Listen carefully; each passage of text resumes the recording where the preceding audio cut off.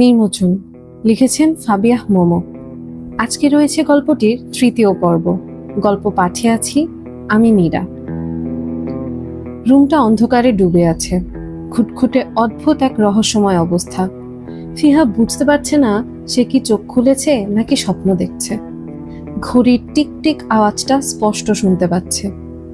হঠাৎ কানে যেন ধুপ ধুপ করে একটা সূক্ষ্ম আওয়াজ শুনতে পেল। 1 মিনিট, এটা কিসের শব্দ? মনে হচ্ছে কেউ নিরিবিলি পায়ে সতর্কভাবে হাঁটছে।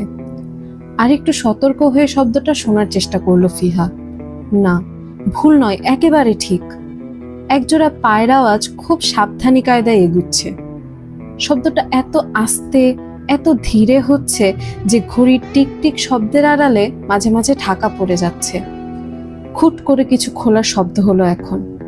চমকে উঠল ফিহা। কেন জানি মনে হলো রুমের দরজা খুলে ফেলেছে। ফিহা অনুভব করলো তার নিঃশ্বাসের গতি ধক করে বেড়ে গেছে। সে স্বাভাবিক নেই। শরীর প্রচন্ড ঘেমে উঠেছে। টালমাটাল হচ্ছে নিঃশ্বাস।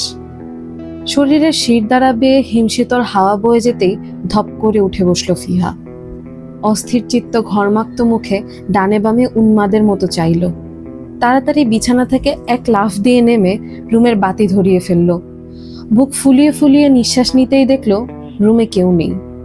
কিন্তু অবচেতন মনটা তখনও শক্তভাবে জানান দিয়েছে এখানে কেউ ছিল, এখানে কেউ হেঁটেছে।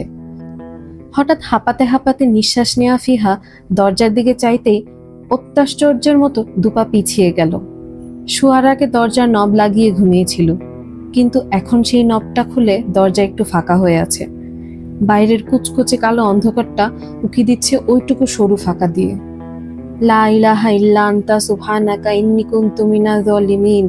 মনে মনে অজান্তেই দোয়াটা পড়ে ফেলল ফিহা। নির্বাক হতবাক মুড়ো হয়ে প্রচন্ড ভয়ে পা পিছাতে শুরু করলে এক পর্যায়ে বিছানায় যেতেই ধপ করে বিছানায় বসে পড়ল।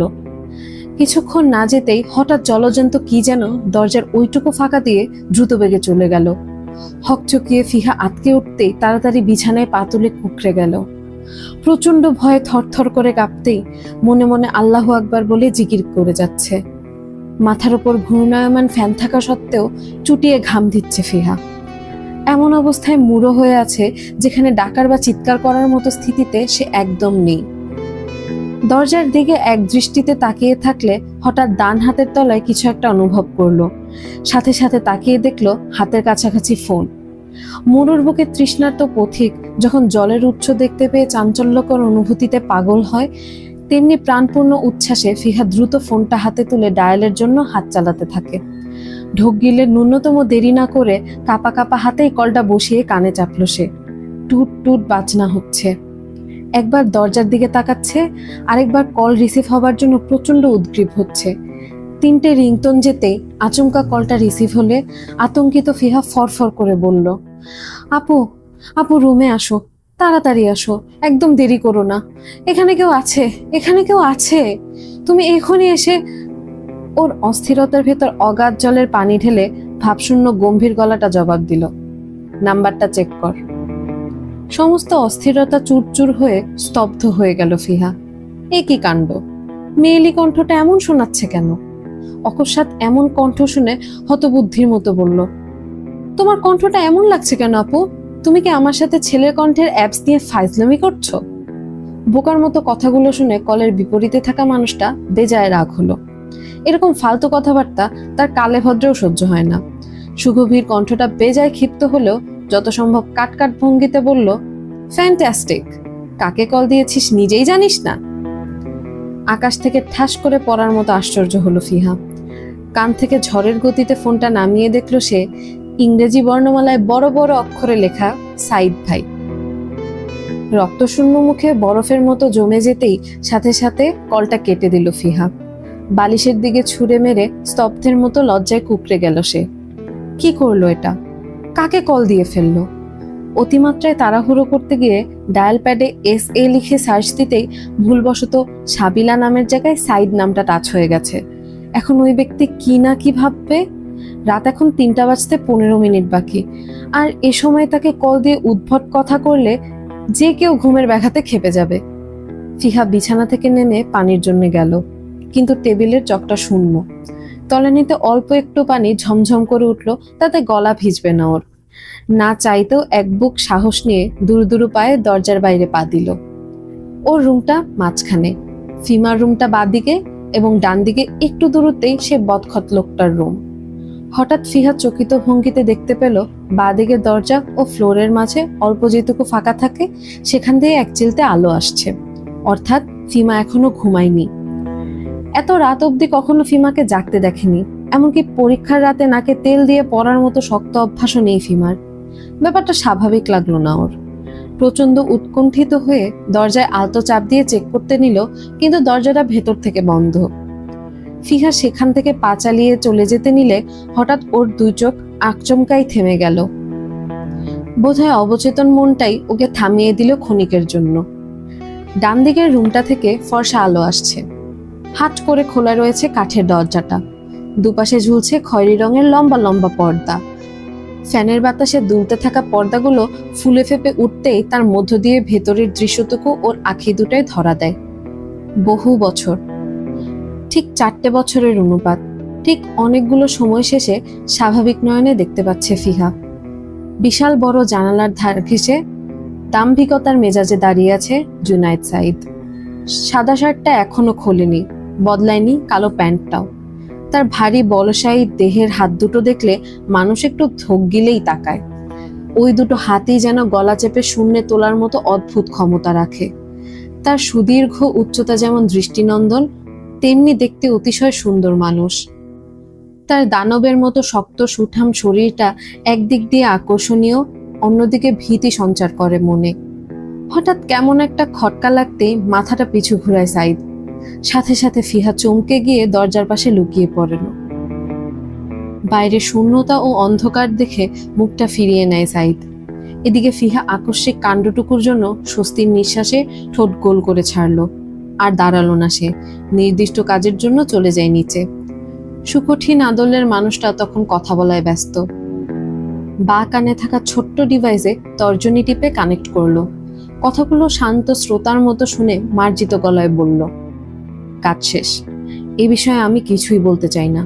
আই এম এক্সট্রিমলি সরি, আমি এই মুহূর্তেই ব্যাপারটা ডিসক্লোজ করতে চাচ্ছি। ওপাশ থেকে গরম কফিতে চুমুক দিতেই জবাব দিল ফাহাদ। ব্যাপারটা যথাসম্ভব আয়ত্তে রেখে স্বাভাবিক কণ্ঠে বলল, মাথাটা ঠান্ডা কর দোস্ত। আমি চাই না সামান্যতম বিষয় নিয়ে তুই হাইপার হ। ম্যাটারটা গোড়া থেকে তুলে না ফেললে ইন ফিউচার তোর জন্য পথের কাটা হবে। তুই নিশ্চয়ই চাচ্ছিস না এরকম কিছু হোক। কলটা গ্রুপ কলে কানেক্ট ছিল। ফাহাদের কথাটা অন্য প্রান্ত থেকে শুনতে পেয়ে লাবিব বলে উঠল, তোর জল্লাতের মতো কর্মকাণ্ড দেখলেই কলিজাটা শুকায় যায় সাঈদ। মাথা কুল অ্যান্ড কাম রেখে কাজটা যে করবি এইটাই তুই মানতে চাস না শালা। গালিটা শুনেও বিশেষ প্রতিক্রিয়া দেখালো না সাঈদ। লাবিবের জায়গায় অন্য কেউ এরকম কিছু বললে খবর হয়ে যেত। সাঈদ কিছুক্ষণ ভেবে চিনতে শেষ সিদ্ধান্তের ঘোষণা দিল, ঠিক আছে আসতে বলিস, বাট উল্টাপাল্টা কোনো কিছুই আমি সহ্য করব না। আমার বিহেভিয়ার ততক্ষণ পর্যন্ত স্বাভাবিক যতক্ষণ পর্যন্ত কেউ উস্কাতে না আসবে। কথাটা ওয়ার্নিং হিসেবেই বলে রাখলাম। সবাই কথাটায় সায় দিয়ে এবার কলটা কেটে দেয় সাঈদ। জানালা দিয়ে আসা উচ্ছল মনোরম স্নিগ্ধ বাতাসে চোখ বন্ধ করে গভীর করে নিঃশ্বাস টেনে নেয়। বুকটা ভীষণ ফুলে উঠতেই বুকের খাঁচকাটা অংশগুলো স্পষ্ট হয়ে ফুটে ওঠে। উজ্জ্বল ফর্সা চামড়ার নিচে নীল নীল রগগুলো উত্থিতভাবে ফুটে ওঠে যেন। তৃষ্ণায় গলাটা খুব শুকিয়ে গেছে। ঠান্ডা জুস বা কোল্ড ড্রিঙ্কসের জন্য তখনই রুম থেকে বেরিয়ে পড়ল সে। এবার এই নারী নক্ষত্র তার মস্তিষ্কের ভেতর মানচিত্রের মতো গেঁথে আছে, তাই ঘুটঘুটে অন্ধকার সত্ত্বেও দেদার সে নিকশ কালো আধার ফুঁড়ে এগিয়ে চলেছে রান্নাঘরের দিকে। হঠাৎ দৃষ্টিযুগল আবদ্ধ হলো তার। পাদুত সংকুচিত ভঙ্গিতে থেমে গেল প্রবেশদ্বারের মুখে। রান্নাঘরের যেদিকে মৃদু আলো ও খুটখাট শব্দ হচ্ছিল সেদিকে সতর্ক ভঙ্গিতে লক্ষ্য রেখে প্রবেশ করলো সাঈদ। তখনই সে চোখের সামনে সমুদয় ব্যাপারটা নির্বাক হয়ে অবলোকন করতে লাগলো। কাচের বয়াম হাতে দুগাল ফুলিয়ে চোখ বন্ধ করে আচার খাচ্ছে। বাসন্তী কমলার অদ্ভুত মিশেলের পোশাকে ঢেকে সুকুমারী সৌন্দর্য, যার কোমল স্নিগ্ধ প্রাণপূর্ণ উচ্ছ্বাস ওই আচার খাওয়ার ক্ষণটুকুতে মিশে আছে। কি তৃপ্তিদায়ক অভিব্যক্তি ফুটিয়ে চোখ মুদিয়ে রেখেছে। নরম কোমল সুন্দর ঠোঁট দুটিতে তেলের আভ্রু লেগে লাল গোলাপের মতো লোভাতুর লাগছে এখন, যেন প্রকৃতির এক টুকরো লালচে রং স্পর্শ করেছে ওই ঠোঁটে। আরেক টুকরো খাওয়ার বাসনা হতেই চোখ খুলে হাসি মুখে তাকায় সে। অমনি অমাবস্যার রাতের মতো কালো হয়ে যায় সপ্তাদশীর মুখ। পিপাসার কথা বেমালুম ভুলে গিয়ে যে নৈসর্গিক দৃশ্যপটে আটকা পড়েছিল সে, তা যেন ধুলোর বাতাসে শূন্যে মিলিয়ে গেল। সপ্তাদশীর ভয়কাতরে মুখটা মৃদু একটা ঢোক গিলে তোতলানো সুরে বলল, আর করব না। বয়ামে হাত ঢুকানো অবস্থায় সুঢৌল মুখটা আরো পাংশু হয়ে যাচ্ছে। মধ্যবর্তী দূরত্ব ঘুচে যাচ্ছে এখন দুজনের ভেতর। পায়ে পায়ে ধীরভাবে এগিয়ে যাচ্ছে জুনায়েদ সাইদ। ওই পাংশু বর্ণের মুখটাকে আরো একটু বিচলিত করে গম্ভীর স্বর তুলল, এটা আচার খাওয়ার টাইম?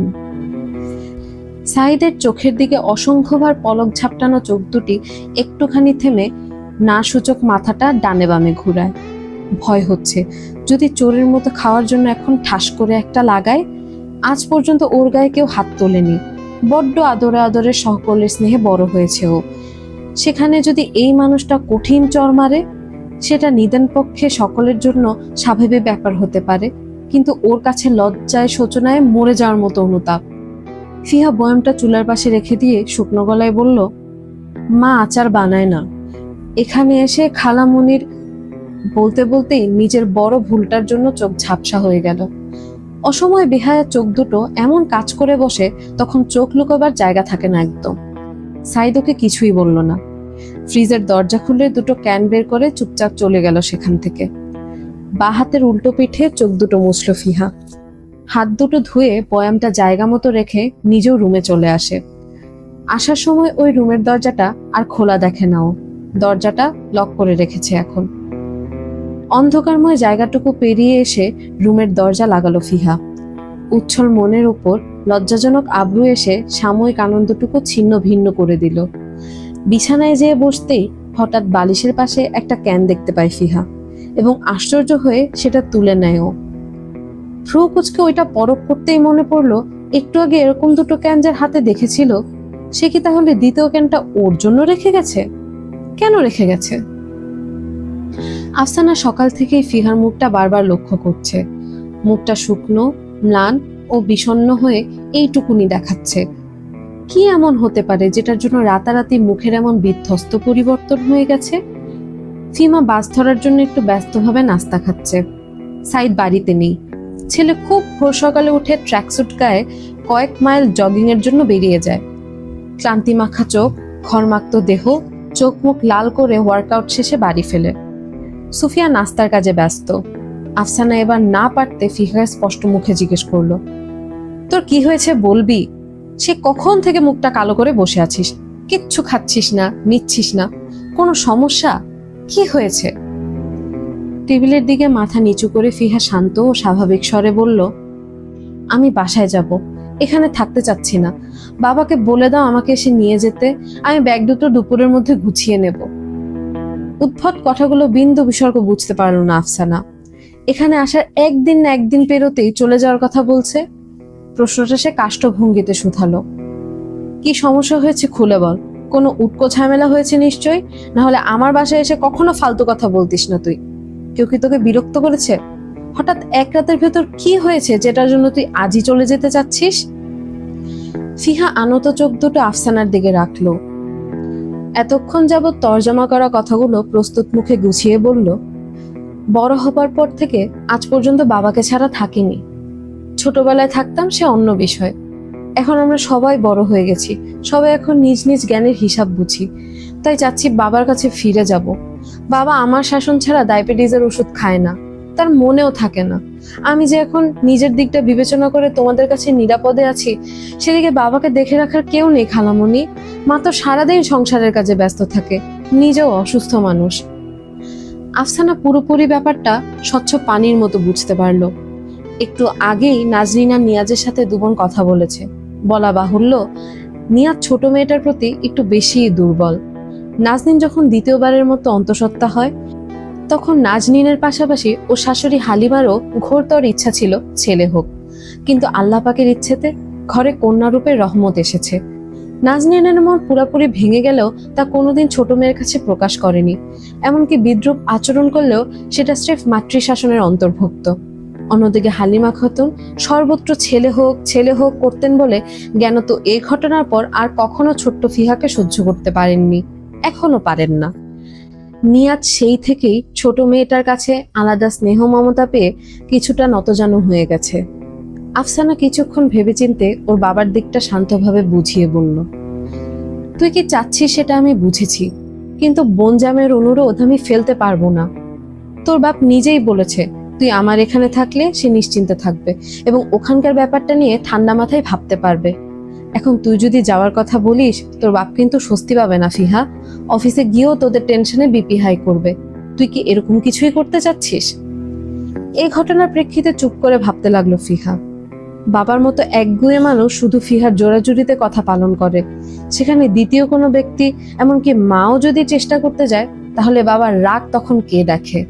সারাটা দিন খাটাখাটনি শেষে ক্লান্ত জীর্ণ শরীরটা নিয়ে যখন বাসায় ফেরে তখন বাবার ওই ক্লান্ত ভারাক্রান্ত মুখ দেখলে পড়াশোনা বাদ দিয়ে বাবার কাঁধ থেকে খরচের বোঝাটা নামাতে ইচ্ছা করে। কিন্তু সেটা শুনলে বাবা কিরূপ কষ্ট পাবে সেটাও জানেও।